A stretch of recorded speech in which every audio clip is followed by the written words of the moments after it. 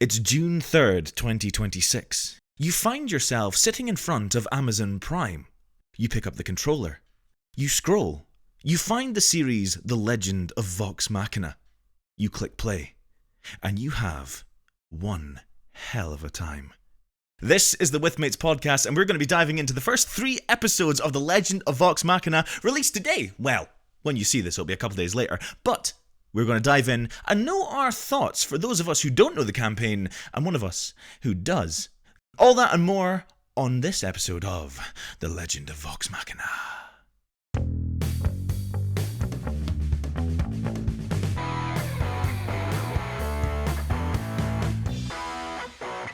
What's happening, troops? Welcome back to The Legend of Vox Machina review.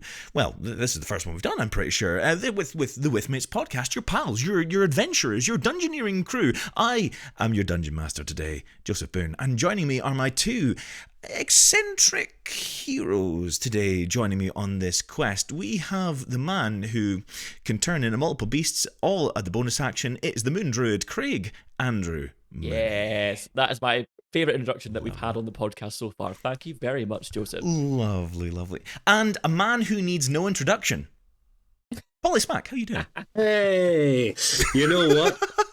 It's weird. It's weird, Joseph, because I've just found myself, I've walked into this weird magical shop, and there's an old yes, you have. There's an old-timey man at the desk, and he's put a potion. He's seen me walk in, and he's put a potion on the counter, and he's slid it towards me, and he's also given me a soft, sullen wink, and I'm not sure what to do. Well, there's one thing you can do for me, Paul. Well, there's a couple of things you can do. Would you like to try and discern what this man is doing, what his intentions are, or are you trying to maybe pilfer these wares before he can see? What would you like to do? Oh, I think I might. You know what? I'm always partial to a good pilfering. I'll try to pilfer. I'll roll to pilfer. Okay, so you're going to be giving me a sleight of hand check here, contested with his passive perception. Give me a roll, please. Roll me a d. Oh, you got a 10. Well, yeah, there you go. Yeah, 10. Oh, okay. We'll say you got a 10. You got a 10.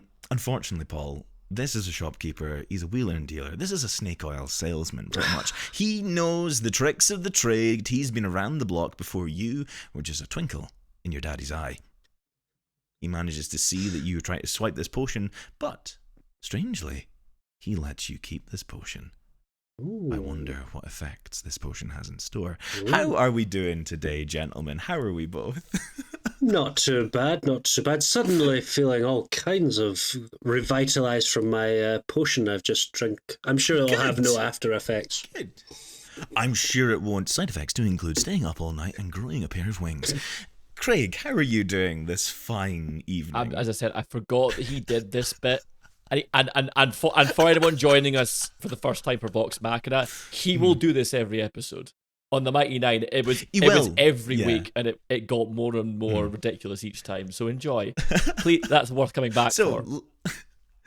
For listeners new and old, we are the Withmates podcast. I'm Joseph, this is Craig and Paul, and we are going to be diving into The Legend of Vox Machina Season 4.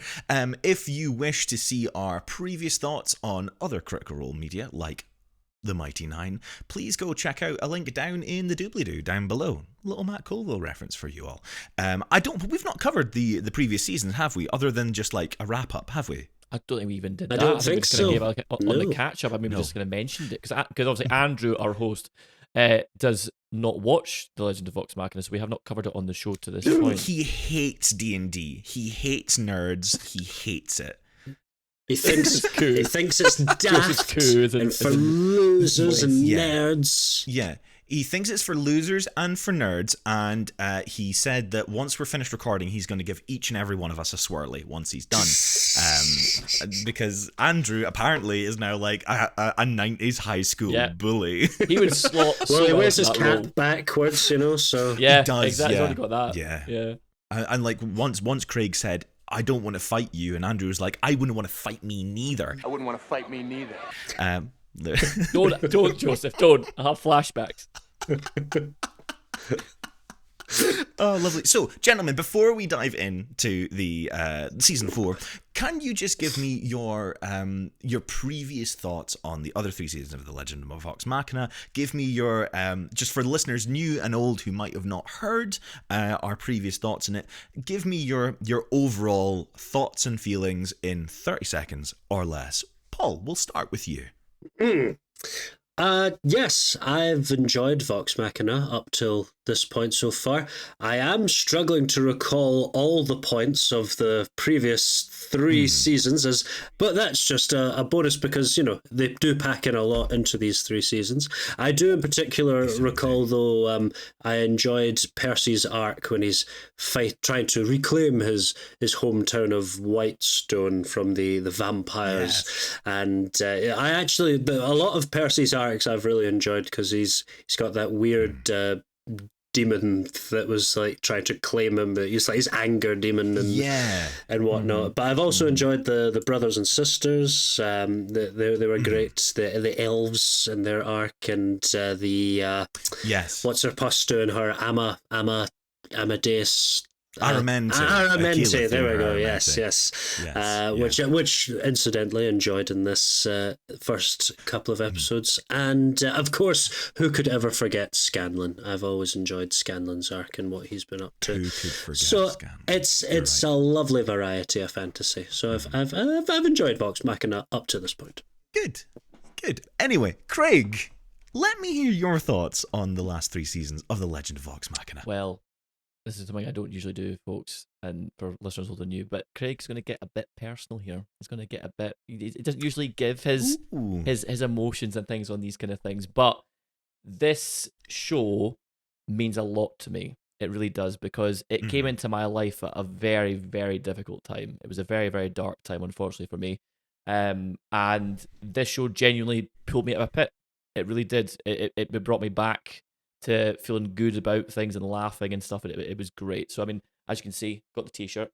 I wear this to Comic-Con all the time, because I go and exhibit my book and my comic books and things like that at Comic-Cons around Scotland and the UK, and I wear this T-shirt a lot. I usually get compliments from people about it. They say, "Oh," and I'm like, "Yeah."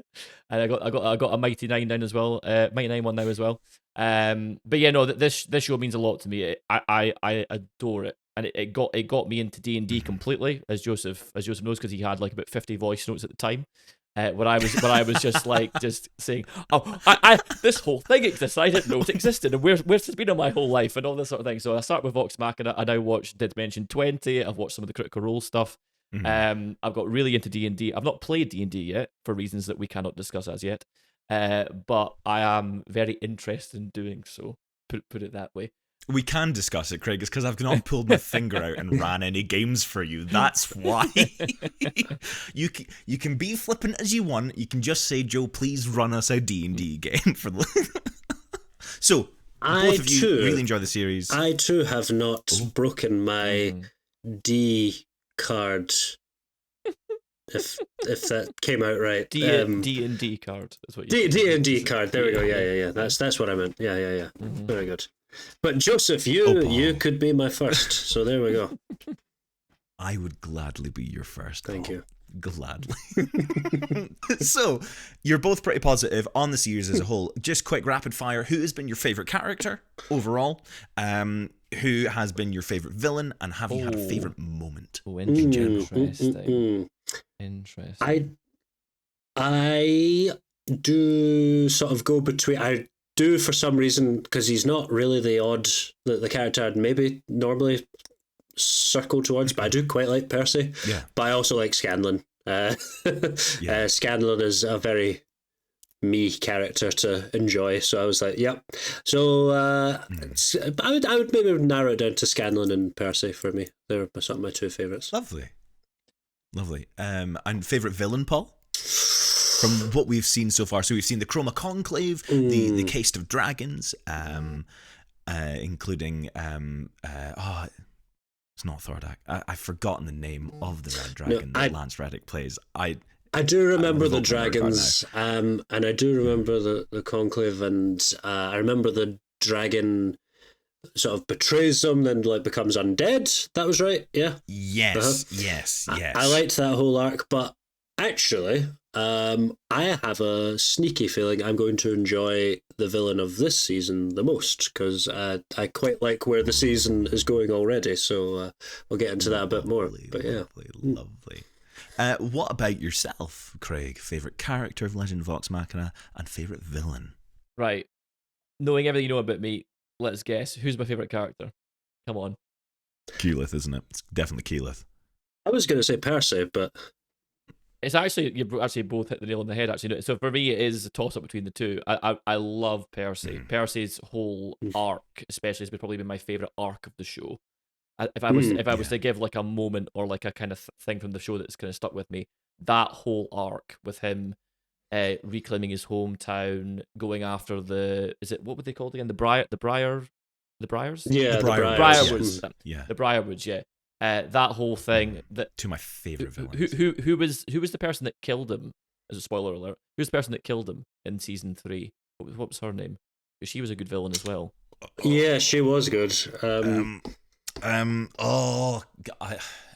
could keep wanting to say Cassandra. It's not Cassandra.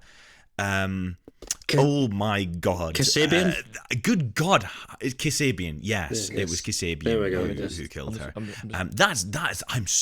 Why can I not remember? Let's see. Anna Ripley. It'll come to me. Dr. Anna Ripley. Oh, Anna Ripley is Ripley. Yeah. That's who it. Yes. Yeah. From Alien. That's right. Yeah. From Alien. Yeah. But yeah, I think Percy is a toss up between Percy and Keyleth. One of the best moments of the show was Keyleth kind of going full fucking boss mode in season 3. That was insane. The music, the bit where she casts Sunbeam, the score, up against, everything came together at that moment for me. That was a gorgeous.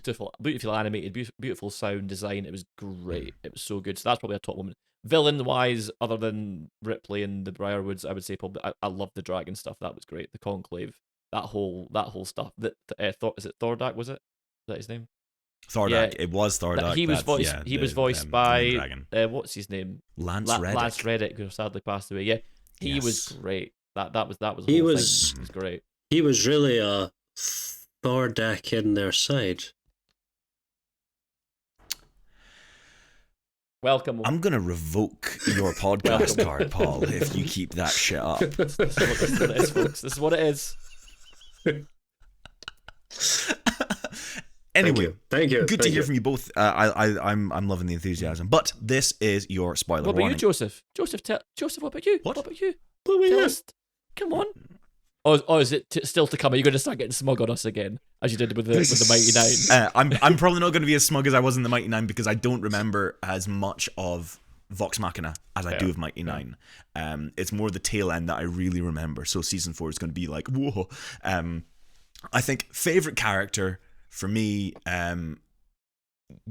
genuinely, I think it's Vax. As edgy as it is, I love Vax. More to the point because one of my best friends, she loves Vax. And every time I see him on screen, I'm reminded of her. That's nice. And she's the reason I got into D&D. I love Umbrasyl. I love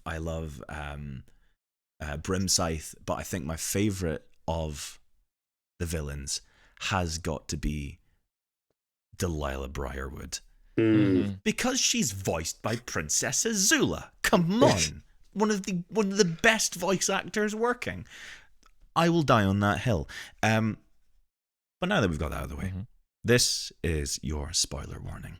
If you have not watched the first 3 episodes of The Legend of Vox Machina, now available on Amazon Prime or other places if you like to sail the 7 seas, go watch that now. Come back. Listen to these two gentlemen and I talk about our thoughts and feelings about it. We might have opinions that you think are wrong, but hey, opinions are like arseholes and everyone has them. So, we're going to kick things off and we are going to start with the first episode of season 4, titled 1 Year Later. Now, there's been a time skip. Who'd have thunk it? So we open with I think, one of the best recaps I have seen in TV recently. Grog's song about the about all the adventures that Legend of Vox Machina have, about Vox Machina, what they've got up to, how they've defeated the Chroma Conclave, they fought the Briarwoods, they did this, they did that, bish bash bosh, here they are now, heroes of the realm. But they're in a bar, drowning their sorrows. Well, Pike's drowning her sorrows. What did we think of this open, guys? Was it a good open to the season? Did we feel refreshed as to what went on? We know Paul was a little bit, oh dear, what's going on here? It's been a little while, so I definitely needed a recap. But I was glad they put some originality into the recap. But it's not the epic retelling that Scanlan would do. It's a simple, more down to earth retelling by Grog, which I really enjoyed. Yeah, the sort of just the sort of child's drawing version of his basic song. It was really fun. I liked it. Yeah. I also Craig? I really like what Pike's where that's going. I actually do quite like Pike's whole journey. It's someone that's without being too versed in all of the lore, it's someone that's like a monk almost, you're like really light side kind of energies, and Cleric? Like a believer and cleric, and Cleric's the word you're looking that's the word I'm looking for. Thank you. Mm-hmm. And then one point of inspiration to Craig for remembering class names. Well done. And then questioning our faith and going through that and whatnot. I like that whole sort of arc for her, so I find that really interesting too. But yeah, good opening for me. Mm-hmm. And we are introduced to. We'll talk about this whole bar scene. We'll talk about Pike and Grog for this moment.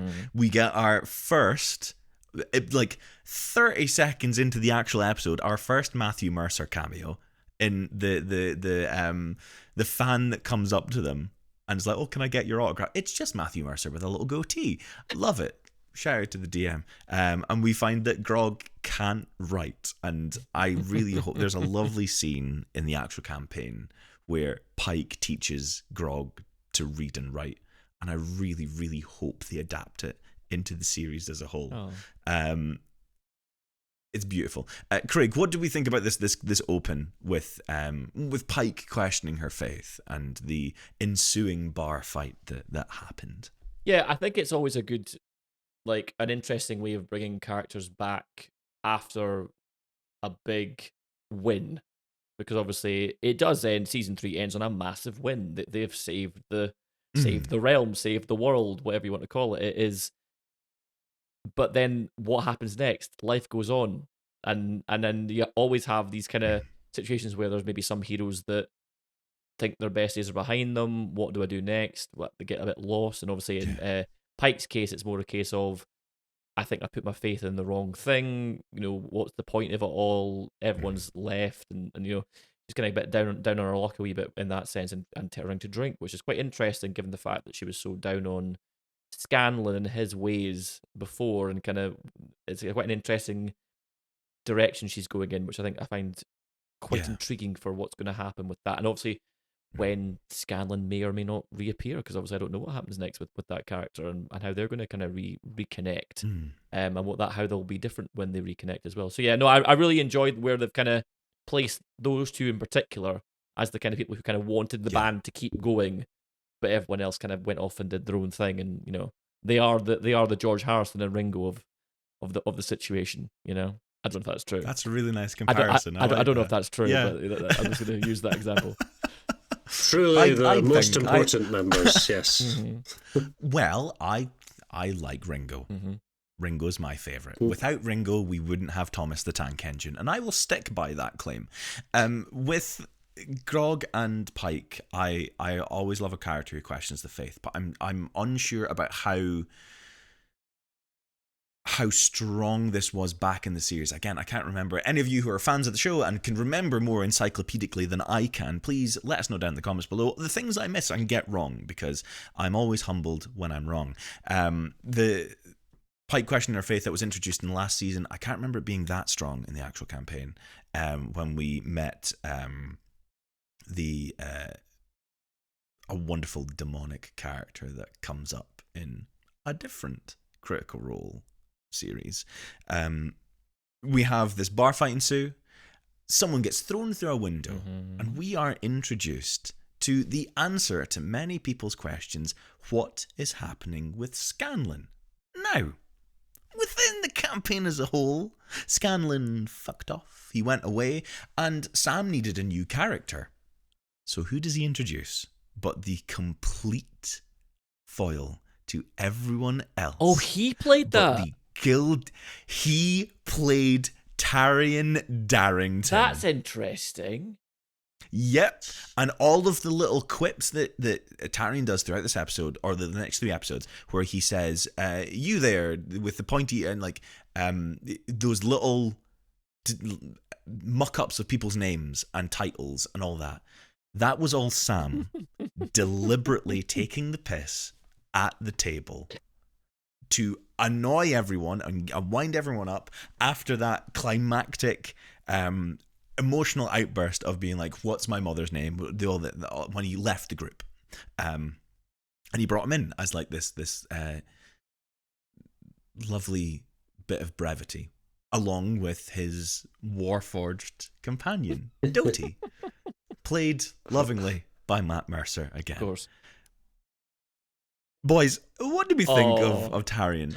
Give me the lowdown. What's our thoughts and feelings? Because we all know how we feel about the main cast. We love the main cast, but Taryon Darrington, played beautifully by Wayne Brady.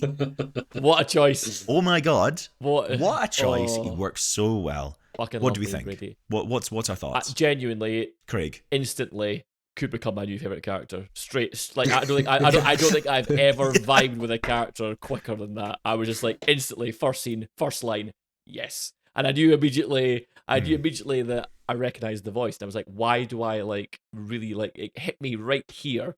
Because obviously I grew up on shows like Who's Lines It Anyway and things like that, and I used to binge those shows back in the day, and I think Wayne Brady's such a talented person. He is so talented. He can sing, he can dance, his improv skills, both speaking and singing, by the way. Singing improv is one of the hardest things on the planet, by the way. He does it so effortlessly. He's such a good performer. And I think he was a perfect choice for this. So yeah, I'm really looking forward to seeing where this character goes, because I vibe with it so hard. It's amazing that you are vibing with him so well and like immediately took such a liking to him, when his mischief and machinations are on par with the third member of this podcast right now. Paul, how do you feel about Taryon Darrington? It's funny you say that, because I did feel a certain... You can't stand him. You hate him. He's stealing your thunder. There was a certain, familiarity, and familiarity breeds contempt and all that. But I don't know. Actually, I did actually quite enjoy him when he first appeared. I was like, oh, you're a bit off the wall, aren't you? I think... I can kind of see where his character's going. I like the whole gemstone thing too, and the fact that he's journaling everything and he gets his clockwork robot to journal everything down. I think he's an interesting... I'm assuming he's going to be like a stand-in for Scanlan for a bit. Yeah, as far as I'm aware with like how they're adapting it, obviously we don't know where it's going to go, but... I'm imagining for the bulk of this season, we will have Tari instead of Scanlan. Okay. And the party will have to deal with that new dynamic, which is always fun. It's always great when there's a little bit of shake-up in the main cast, which will be great for when Scanlan hopefully returns. They've got to bring him back. Right, guys? They've got to. They've got to. Because if they don't bring Scanlan back, well, threads of fate might unweave. Anyway, moving on. Started doing it. He's doing it again, Paul. He's doing a thing. He's winking at the audience again. The rest of the episode. Let's go through this. So we kind of like have. I think this episode, quite frankly, is a really great introduction to the characters and a really good. This is how I would run a first session of a group being together. I would buddy them up, so in pairs or trios. Depending on how many players are at the table, and run concurrent stories that converge into one. And I think these first 3 episodes are structured like that kind of session. If they are, that is amazing. That's really, really good, like, narrative choice, I think, from the showrunners. But if not, maybe I've read too much into it, and I need to get out more. Did we like these three stories weaving in and out each other? What was our thoughts on it? Were they easy to follow, as we're kind of talking about the three episodes as a whole, as we're jumping about here? Yeah, no, I think pretty clear from the get-go with Grog and Pikes. It's pretty straightforward. We get introduced to a new character, we go off on a little adventure, something happens. I really like what they did with, I don't really know what to call her, the witchy priestess, corrupted woman. I was actually going to call her a hag raven, but because of her fingers, but it's probably not the right terminology. It's one of the priestess of Pel, or the Everlight. Sorry, I can't remember the name of the character, but it was Anjali Bhimani, I think, voicing her. Lovely, yeah.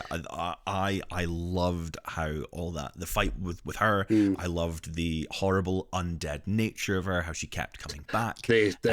Grog punches her and like twists her neck, and that was great. And she just gets back up in that horrible spider-like way. Beautiful, beautiful stuff. At this point, I would just like to quickly tangent away from the original question I asked and just say, hey, Invincible, this is how you do animation. Anyway. Shots fired. Moving forward. I don't have a mic other than the temple here, so I just don't drop it. Don't lift. Oh God. Sorry, folks. See, Taryon Darrington. There he is. There he is. Taryon Darrington. Paulian Steratian. Craig, how did it feel for you with the three stories as a whole over these three episodes? Do you feel, as someone who has published works themselves, how do you feel they were in terms of you following them as a writer and you following them as a viewer, as a fan? I mean, it's a contractual obligation that I'm referenced as a published writer or author in every episode of this show. So I appreciate that, Joseph. No, I think much like the Mighty Nine, I'm very much enjoying this 3-episode release situation. I think it's really to the show's service and the story service. The Mighty Nine was the same in terms of that, especially we had new characters to be introduced to, so it was a great way of giving them enough time, but also making sure that we had everyone introduced by the time we got to that 3rd episode finish. Similar things again with this one, because obviously, again, as Joseph, you said, it's a reintroduction. Really, it's not a picking up where we left off. A year has passed. We need to reestablish who these people are, who they are now. So it is very much a starting again, almost with like a new, almost like a new campaign, I suppose. So I think if you get these characters and make sure that you're able to service each of them by giving them the right amount of time, then you've got those 3 episodes to do it. So you may as well use it. Let's get the Grog and Pike stuff done well. Let's introduce our new character in Taryon. Let's get all this stuff sorted. But you can sprinkle in the other ones as well. You don't even have to go to all of them in the first episode. You can start, because we got Percy and Vax. We got Grog and Pike and Tarry, and then we got Percy and Vexalia. Sorry. We didn't get to Vax'ildan and Keyleth until the 2nd episode, when we focus on Keyleth Aramente. Of course, yes, that's it. Yeah, so I think you still got enough, I think, in that first episode for me that it worked. Yeah. And also you had the parallel fights where you're also getting introduced to the new villain. I thought that was very well done. The cuts between those two bits were really I think good. It was cut very, very. There's a lot of lovely transitions, including there was a point in one of the episodes where Percy was like being pulled into that orb. I was about to say the same thing. He goes for like a lever, and he's screaming. Yeah, goes for him, and like that happens. Then goes to her with her with fight. The thing that I really, really liked about the fight choreography within this is they were without a lot of their weapons a lot of the time, really. And I find a lot of shows, when they've got very powerful characters, they rely on the powers as opposed to the skill of the character. And I think this show did that very well, just showing the skill of the character and able to improvise throughout the entire fight, like with Vex using like like a thorn, using like thorns and like branches and stuff to kind of subdue the monster, as opposed to just going, I don't have me bow, I can't do nothing. Great Vex'ahlia impression, because I find there's a lot of things that do that. As you said, Craig, two really, really good introductions to pairs of characters. We immediately see who Percy is. We immediately remember who he is. He's an inventor, a tinkerer. He is experimenting with this weird orb void thing that was left by the Briarwoods, and any information that we have about thing is merely whispered in the corners of the room. We don't know what it is. We have no idea. Our eyes are blind to what it could be. We see that and how magic seems to interact with it. It's absorbing magic, but we also see that Vex'ahlia is out there hunting down this creature, and that she's tired of the noble life. She's fatigued by it. And both of them are clearly wanting that call to adventure. That lovely plot point in every hero's journey where they either have to accept the call or refuse it. And let's face it, they're going to accept this call. And the adventure is happening all around them. But there's a different adventure happening on with two other characters, Keyleth and Vax'Aldan. I thought their introduction was fantastic in the second episode. What do we think? How was all that for you guys? Remembering who they are and who they are to each other. Very Jack Sparrow on the high seas, trying to tame the waters, and she's struggling. She's struggling to tame those waters. And then he, I'm pretty sure at one point I thought he fell off the boat, but he just falls and tips over. He's like, haha, the wind in my hair, haha. But then they arrive, and it's obviously reminding us all that they are, of course, maybe not betrothed, but very much in love. And yes, very much in love. That bit in particular got me. Remind me, please, Joseph. And I don't think Paul's going to remember as well, based on what you said. But how together were they when they left things off at the end of season 3? Were they just kind of like it was kind of starting, or what was the? It was blossoming. It was very much they were together. Whereas, Percy and Vex are very passionately together, but Keyleth and Vax are very much like a slower, romantic burn. As I recall, it was very much like, she would say one thing to someone, they'd be like, do you like Vax? I like Vax. I might like Vax. No, I don't like Vax. Well, maybe a little. Like, what did he say? Does Vax say like me? I don't know. Like, what's... It was kind of a will they, won't they half the time. But we had that resolved. We had that plot point become an actual romantic plot, and they are very much together. Mm-hmm. But... Oh my God, I don't like Vax. But with the tragic point of Vax is now linked to the Raven Queen, the matron of ravens. Sorry, legally distinct character, the matron of ravens, not the Raven Queen. Sorry, Greyhawk. And Keyleth now has to know that this person she loves, once whatever mission is done, something might happen to him. He's on borrowed time, because if we remember, Vax died. So he did. Yes, Craig. Yes, goodbye, Craig. Yes, thank you. No, I just want to kind of circle back to just before we carry on with that, with the thing I noticed that was very good, and again, Invincible, take note. Animation, right? Animation can do just what live action can do in certain situations, and I'll tell you why. When Vax is doing his bullshit at the front of the boat, being all Vax, Keyleth smiles, and in that smile, I knew exactly that their relationship had progressed. They were now in love. They were now in a proper relationship. It was a whole thing. Yep. One look, Invincible. So that shows you what you can do with these things, and how a good animated show is distinct from other ones.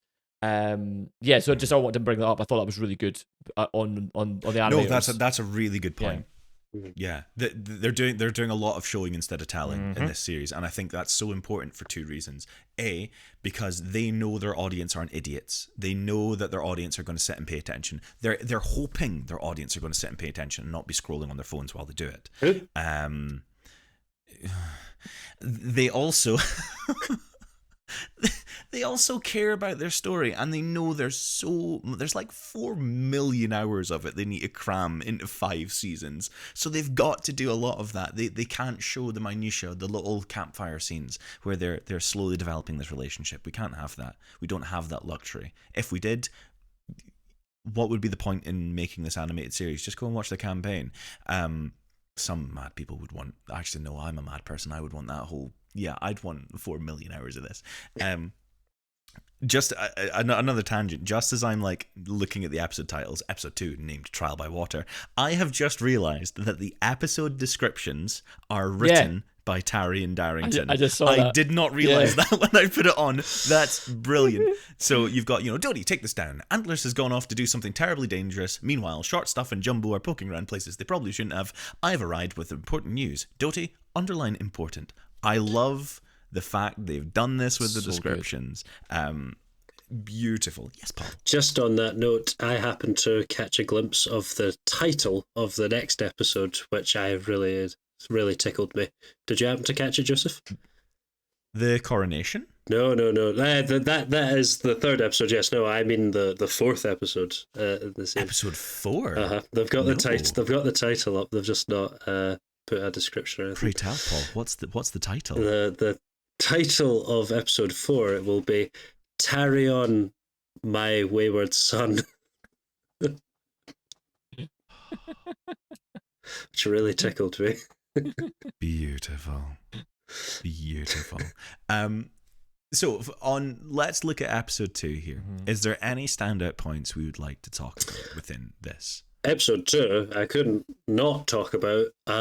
You know me, Joseph. I like otherworldly tentacled monsters of offering nihilism and destruction. As soon as Keela goes through, and it actually seems like not too bad of I was expecting more of a nightmare ocean. It was actually like Twilight and flashy, but not in a scary way. And then it's like, oh, hello there. You're the Kraken, are you? Yes, that is just a Kraken, not one of like that's. So we've seen the elemental plane of fire in one of the previous seasons as Keyleth is doing her Aramente. The Aramente, I love this because it is such a... We are totally not doing the Avatar journey from The Last Airbender. We're not doing that, guys. It's completely different. Despite the fact that's what Keyleth's doing. Despite the fact in... when we saw Vilya, Keyleth's mum, in a flashback, she was voiced by Janet Varney. Janet Varney famously voices a character that people just need to get the fuck over. She was a great character, Avatar Korra from The Legend of Korra. It's cyclical. It's like poetry. It rhymes. You've got that lovely references there. It's beautiful. I love how much attention to detail they have from just a lore standpoint, an animation standpoint, a detail in the story, and also just nods to what have inspired them as creatives, as actors, as D&D players. It's wonderful. And the fact that they've got this in, and we're using it to track Keyleth's growth, because her whole story is becoming that leader, becoming the voice of the Tempest, this mantle that she has to accept. We see her last trial, the trial of water, where she does go into this material plane of water and fight the Kraken. And the way they voice the Kraken is one of my favourite things when we hear monster design within animation. The fact you've got multiple voice actors layered over each other. I just want to highlight that as something that's really cool. Did we both enjoy the Kraken? Did we like the design of it? Were we worried of the Kraken ruining things? Yes, I would say so. He was quite ominous, I thought, and more ominous than I thought the battle suggested, which I think implies that they may be back, they may be around or something.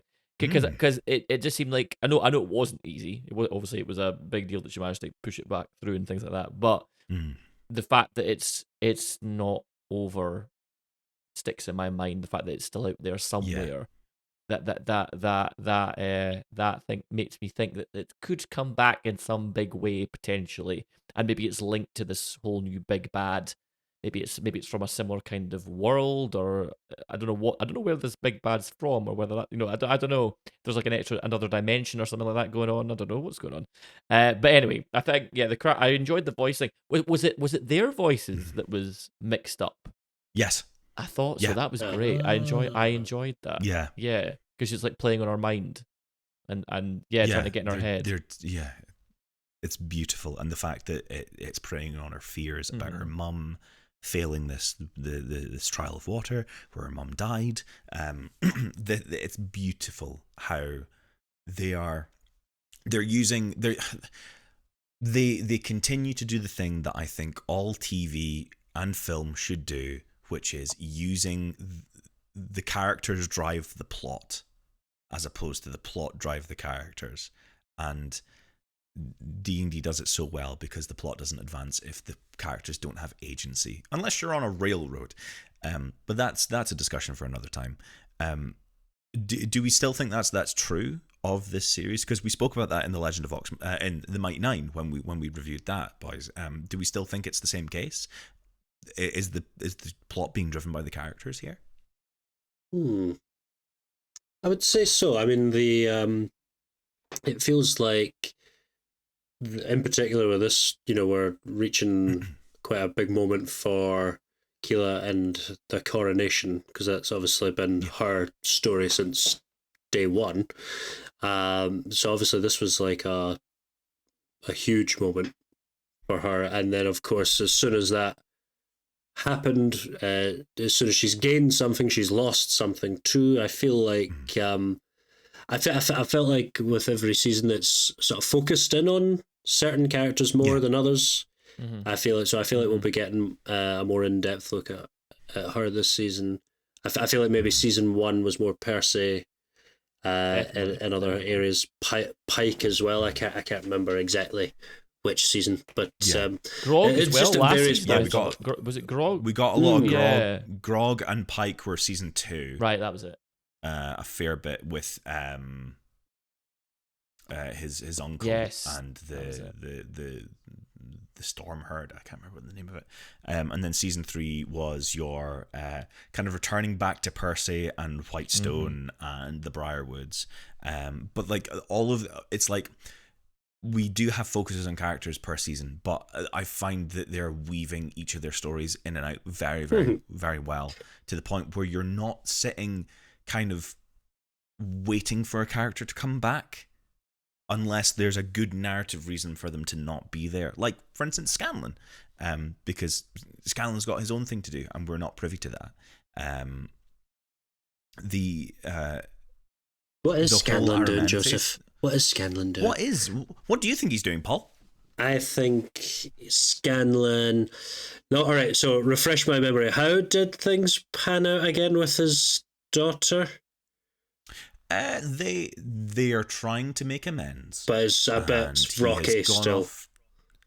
Yeah, things are a little bit rocky, but he's gone off. He's putting his ways behind him to try and make amends with his daughter. Okay, so I think that's probably still happening, but maybe it's not all good. Maybe he's doing great. Maybe he's set up his own tavern somewhere, and he's the entertainment every night with his daughter or something, or they're traveling together. That's what I think's happening with Scanlan. Yeah, wonderful. And I is there anything else? I was going to say, I think the opposite. I think he'll have fucked up, and he'll be essentially embarrassed or doesn't want to come back because he doesn't want to admit that he's failed at being a dad. Ooh. Interesting. We shall see what is in store for Scanlan down the line. I'm literally saying the opposite. I'm going to say his daughter's like, we've had daughter and son at dad time. Go be a hero. The realm needs you. Go be a hero again. The realm needs you. Go be a hero. I'll sing at the tavern myself solo for a while. You'll be fine. Off you go. Like, it's all good. I'll do it myself. Lovely. Something that the last sort of thing we'll kind of talk about in season 2, episode 2, is we see more of this cult. Yes. These people who wear bandages over their eyes. We see someone very weak and emaciated being strengthened by this dark powers. Considering what we know there, and considering what we see going into episode 3, do we have any thoughts and theories as to what's fueling them? What's their motivations? What's their end goal? Do we have any ideas what the final entity could be? Entity or entities behind it all? I'm intrigued, and I said I have a feeling this could be my favorite villain for Vox Machina so far. I like the sort of look and feel of it. There's definitely some kind of undead vibe going on. Yeah, but, I'm not thrilled by it, but I'll get over it. We've got famous hater of zombies, Craig Andrew Mooney. Yes. Yeah, but zombies and undead are different because you've got so much range to be undead. Yeah. No. I'm not as bothered about this. It's okay. So we've had undead priestess. We've had emaciated man become turned into like a big juggernaut, undead juggernaut monster. The weird aberrant beast thing that's clearly linked. The monster in the woods, that grew like wings and stuff. The guy that went to go get the monster, which looked like goblin-ish but much bigger to me, so I'm not sure what it is, but and then obviously the cult itself, could be a hobgoblin, could be a bugbear, something like that. So could be one of those things, but Paul has no idea what I'm not a single clue. No idea, not a single fucking Scooby. Hobgoblin, did he come in on a glider and throw pumpkin bombs? I don't know. Was he voiced by Mark Hamill? But no, he was not voiced by Mark Hamill. But I do hope Mark Hamill will appear in this series at some point. That would be cool. You and I both know, listeners, who he should voice. Anyway, and my thingamabob, my prediction for this big bad. Yes. I think Vax's mistress, the Raven Lady, has something to do with this, but she seems to be on their side. So I think the cult is obviously something undead. Yeah. I think it's going to be some kind of anti-deity thing, in which, because they seem very keen on bringing an end to like traditions, because they called Kayla's coronation like, this is a tradition that's got to go. Yeah. It was very Kylo Ren of them, let it all die, let the past die. We'll do the exact same thing the Sith do, but we're just not going to call ourselves Sith. That's. They also reference one of my really the coolest moments in episode 3, the coronation.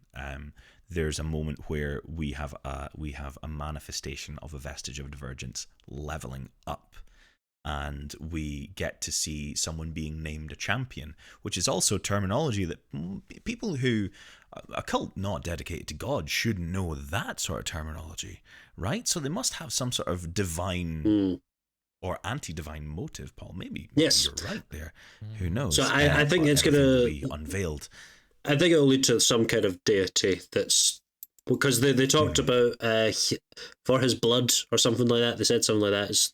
They stabbed the emaciated guy and the dagger possessed him, kind of thing. And so I'm curious to see where that goes. But I think they're gonna try and, I don't know, kill the whimsy of the Vox Machina land, if you know what I mean. If that makes sense. Okay, like something more like a cataclysm, or like some sort of like divergence from what's happening. I got that. I got that reference. Amazing. Yay! Thank you. Finally got one. I've watched that one. Yeah. So like we're I think definitely as the plot unfolds and we're going into season 3 and like culminating season 5, I think we're definitely down for more Stranger Things as things go along with the plot, because there's so much in it that they've got to cram in. You've been obvious there, Joseph. I've got that one now. What is Millie Bobby Brown been signed off? It's Millie Bobby Brown. Millie Bobby Brown's in it. She's the big bad. She's going to be playing the bad guy. Millie Bobby Brown. She's the big She's going to come on and demand a cup of coffee from the main character and say, "Why is this cold?" Yeah. Not animated. Yeah. She's going to be like rotoscoped into it. Yeah. And then like animated over. Joseph. So can paladins worship a bad deity or be involved with a bad deity? Paladin. So it depends on what. Short answer: yes. Okay. You can worship whatever deity you want. Okay. Slightly longer answer. In older editions, the deity that you worshipped kind of determined what subclass you could be. Oathbreakers, kind of like evil paladins would have to worship evil gods. There's a lot of things in older editions where like all your spells and stuff were tied to your alignment. That's like a holdover that we don't see anymore in 5 and 5.5e. In the version they were playing, a paladin oath is different to what like a god you could follow. You can follow a god and it can affect, or it doesn't really make any difference for you. A paladin really just swears by a set of rules. They make an oath. They swear fealty to an idea, a cause, or a person. It just so happens that Vax'ildan entered a bargain with the Raven Queen, right, to save Vex. Yes. And take him instead. Yes. Is he a paladin? No, he was a thief. He's a rogue paladin. That's a cool class. At this point. That's cool. Rogue paladins are so fucking dope. That's cool, and man. they Nova so well. If we delve into the mechanics for a moment, all of you who are just interested in the show itself, you can tune out now. The way classes work, it's like beneficial to just solo level, because that's how 5th edition is built. It's better to be a single class character than it is multi-class, at least from what I've seen or what I've played in my experience. But you can multi-class. You can take a couple different things at once. And you can build different things. I mean, there's like, if you go Sorcerer and Warlock, one of the most common multi-classes, you can just use your Sorcerer powers to keep making spell slots and blast all day long, like your Danny DeVito. You can have like Rogue Barbarians, Rogue Sneak Attack when they've got advantage, when they can roll 2d20 and take the highest roll. Barbarians can just give you that ability by raging and by reckless attacking. So you can sneak attack. Narratively, it doesn't really work because a sneak attack comes from the shadows, and a barbarian running up to you with an axe and sneak attacking doesn't narratively work. But it's in the rules. What Liam O'Brien does as a character, as a player, is one of the most entertaining things to watch as a viewer, as a DM, as a player of tabletop RPGs, and he will always have narrative reasons for mechanical effects. Whether it is his spell descriptions when he's playing Caleb Widogast, and delving into his school of magic, whether it is Orym of the Aeroshari in Campaign 3, when he's like, the reason he's more agile instead of a brute force fighter is like because of like being part of the Aeroshari. But with Vax, when he made this bargain, he was like, right, I'm going to start being devoted a bit to the Raven Queen, and I'm going to take levels in Paladin, because that's what he would do. He would swear his oath, and he didn't have that pre-planned. But he was responding to the narrative. And he does that later on as well, very, very near the end of the campaign. He does something else narratively that's utterly beautiful. And it has completely impacted the narrative of this by that multi-class decision. So that's just a little bit of lore for that in the mechanics for you all. Everyone else, you can tune back in now. Thank you very much for holding. Anyway, Episode 3, Coronation. Anything we want to chat about in this episode, boys? Oh, I mean, we see Keyleth becoming the voice of the Tempest. We see everyone being around this large party, and then they are attacked by these undead cultists without their weapons, and we see Percy and Tari teaming up to recover all of their goods. Before we see the lovely level up moment, any moments that really stand out, any points we want to focus on? I do actually like the contrast of what you were saying, like they all are unarmed and they're fighting, and in some cases losing quite badly, as in Grog's case. And, you know, they're obviously struggling. So you do see, like, the difference all of these enchanted, sometimes legendary weapons they've collected on their journeys make a difference, which is actually quite nice to see. But obviously they are still skilled themselves, as you were saying. They're not completely helpless. But I did also quite like, just before they break out the weapons and they start clearing house, basically, the moment with Percy, who's holding them off, but he's kind of getting pinned down, and Tarion,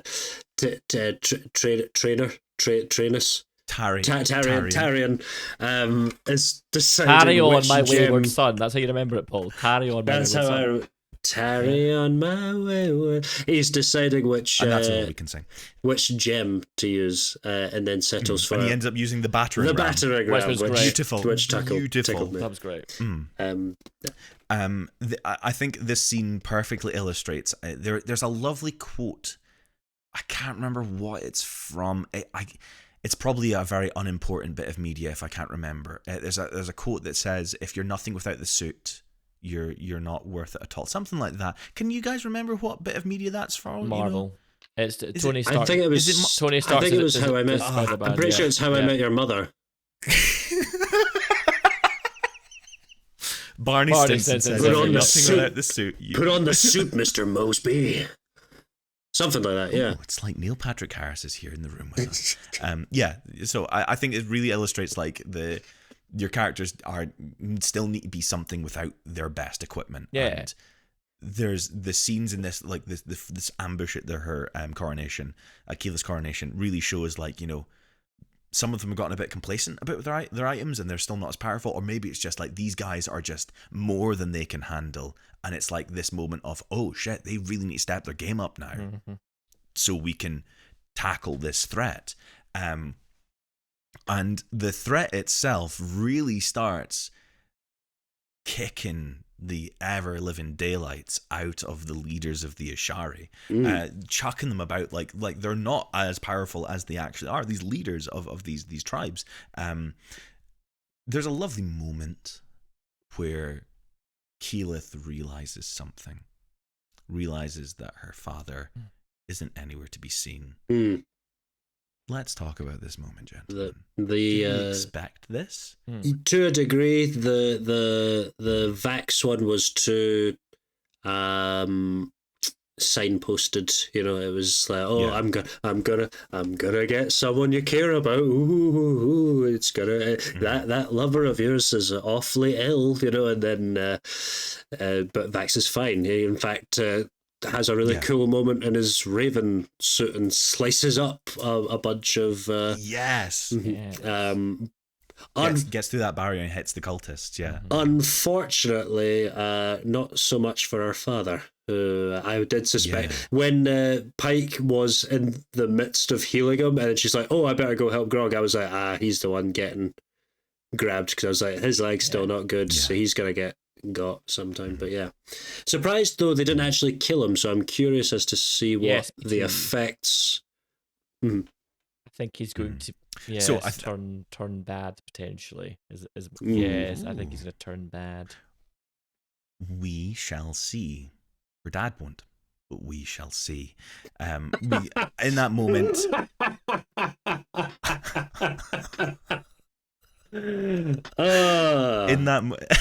Thank you, Joseph. In that moment, you're welcome. We get to see the Vax's legendary item, this thing he was bestowed upon by the Matron of Ravens. This legendary item level up, and he grows these wings, and he bursts forward in like this golden sheen. I think that was kind of like it leveling up and also showing his paladin abilities, where paladins are quite adept at dispatching of undead. I think it was a really lovely way that they showed that. And I think they do this all throughout with powers and implied effects with powers and spells. They don't just go, oh, it's this spell and it does this. They're really good at just showing, again, without, telling us the effects. We see the bad guys get away, live to fight another day, because they will be back. And we are left with that horrible moment of Pike trying to heal her dad, and it doesn't go well. We are left with Vox Machina chatting in a corridor about what is next, what will happen, where do they have to go, and Tari suggests that they head to his hometown where he's from. Begins with a D. I forget the name. It does begin. Can anyone remember? Desmond is Desmond in the marketplace. Molly, no. Decamond Craig, crystal. do you remember? Sorry, no. There's the shadow crystals, the shimmer crystals from Deastock. Deastock. Darrington's home. I knew it was a D. That is their next destination, where they will be tarrying on, my wayward son, towards the next point in this. This is the point where my sleep-deprived adult brain cannot remember where the plot goes from here. So I am just in the dark, as you two gentlemen are.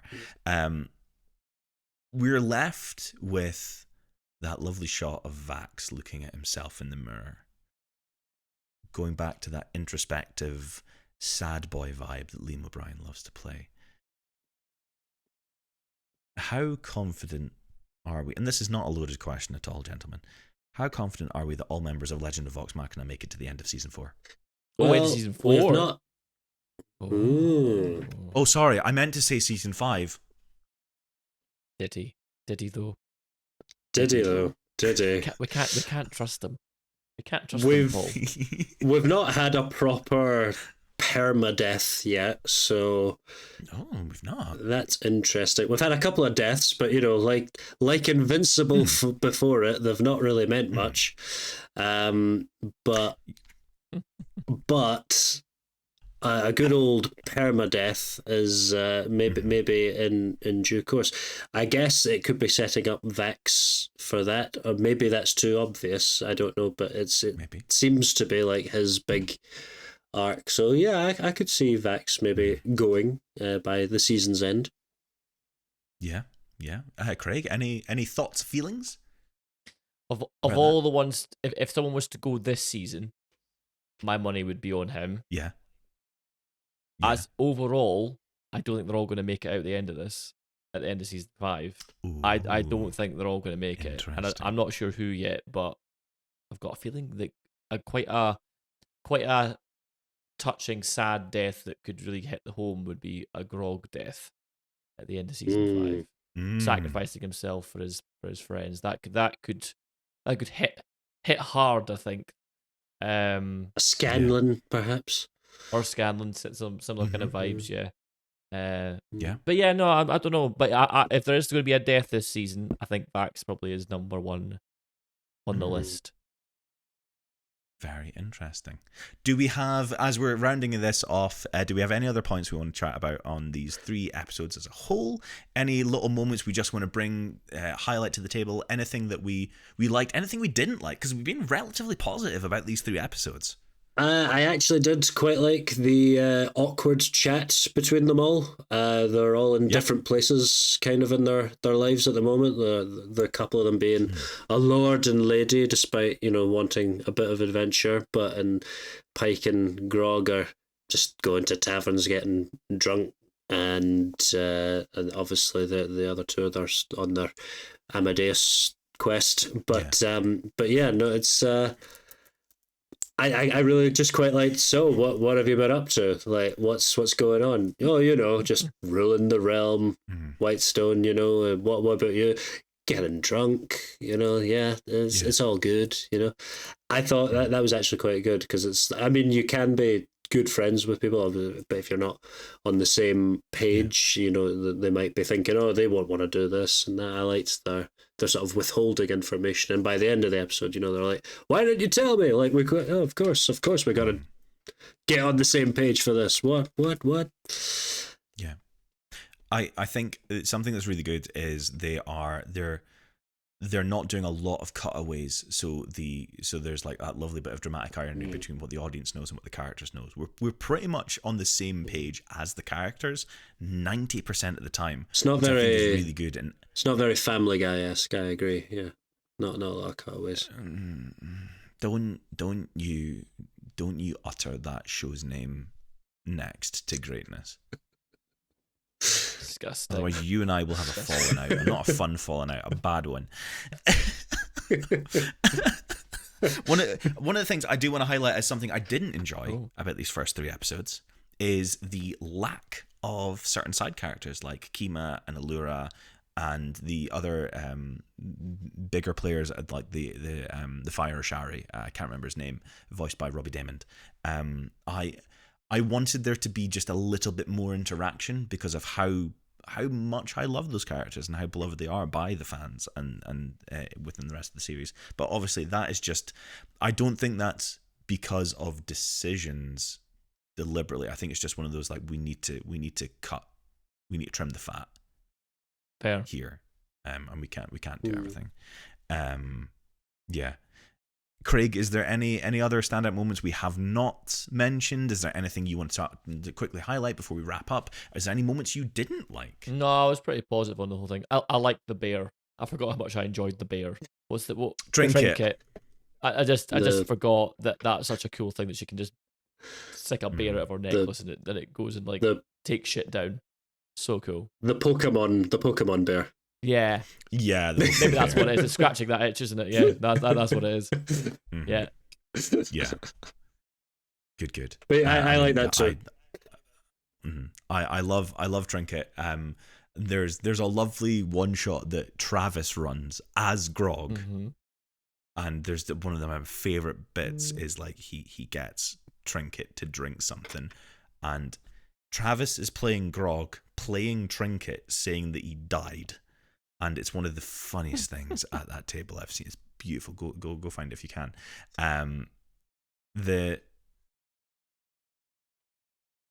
The series as a whole, I think it's going to be gearing up to 2 of one of the best seasons of this show. Cool. 4 and 5, and I think the story is going to run through, and it's going to be spectacular. And if they can stick the landing, this is going to be fan-fucking-tastic. If there are Mighty Nines, anything to go by, I'm looking for. Yeah. I didn't have any issues with these episodes. Yeah, you gave it a 10 out of 10. I gave Mighty 9 a 10. So, Mighty 9. Craig, you were like you're not as hot. You were 9 out of 10, I believe, weren't you? What, Mighty 9? Or 9.5? No, I was 10, baby. That was the best show I saw last. Were you 10 out of 10? That was the best show I saw last year, 100%. I'm fantastic. I'm pretty sure Craig gave Mighty 9 an 8. It was your first 10. I'm pretty sure he gave it an 8. Oh no, he only reserves that for really poor bits of media like Mandalorian and Grogu. Oh, that was it. You're right. He only reveals leaves 8s for that. We need to sort that scoring system. Do we have any hopes? Any like wishes for this campaign? Any like wishes we're holding on to for the last moment? Just like that we want to see happen in it. I want to see the Kraken again. Yeah, release the Kraken. The Kraken. Yeah, there we go. That's it. Release the Kraken. Because I have a little hope for this series, and I don't know if they're going to do it because of potential legality around it. Because this character appeared in Critical Role and has now since become part of the Dungeons and Dragons canon, one of the many books that sit behind me. I referenced a certain character at the start of this. I wouldn't want to fight me neither. Joe Magnelio. In Critical Role, he plays a character called Arkin the Cruel. Oh. And I hope to God he's in it. Because Arkin the Cruel is such a cool character. Ooh. Interesting. That is what I wish. I would like that would be one of my monkey paw wishes for Arkin the Cruel to appear in this show, because I love the character. He's so cool. Yes, Paul. Oh no, I was doing the monkey paw. Oh, the monkey paw. Yeah. Fun enough, he plays a paladin who has broken an oath to something. Interesting. How could it tie in? But and then Aragorn comes and convinces him to fight in his army. He does, he does that, and then they fly up to the Deathly Hallows, and they do all that stuff, and then they're able to defeat the Green Goblin, and we've seen this narrative 100 times. Voiced by Mark Hamill, and then voiced by everyone, voiced by Mark Hamill. Fantastic. I would like to see Pike. I don't know what exactly. I want her to really confront her deity, the elder, the light, and really just give her a good talking to. Like, hey, like, what's the deal with this light stuff? Like, come on. Actually, here's a big. This is a big take. End of first episode. Big prediction. Big right? take. I think Pike's deity is, for some reason, lost its way or been corrupted, and is actually the deity which the cult are worshipping. Oh, that's actually a really good shout. Ooh, that's good. That's a really good shout. Man. My goodness, Paul. Wow. One of the two. It would track as well based on what some of the things that were said in these episodes, actually. That would track. Genuinely, regarding that, like, that prediction, I've got to hand it to you. Even I wouldn't have guessed that. But, like,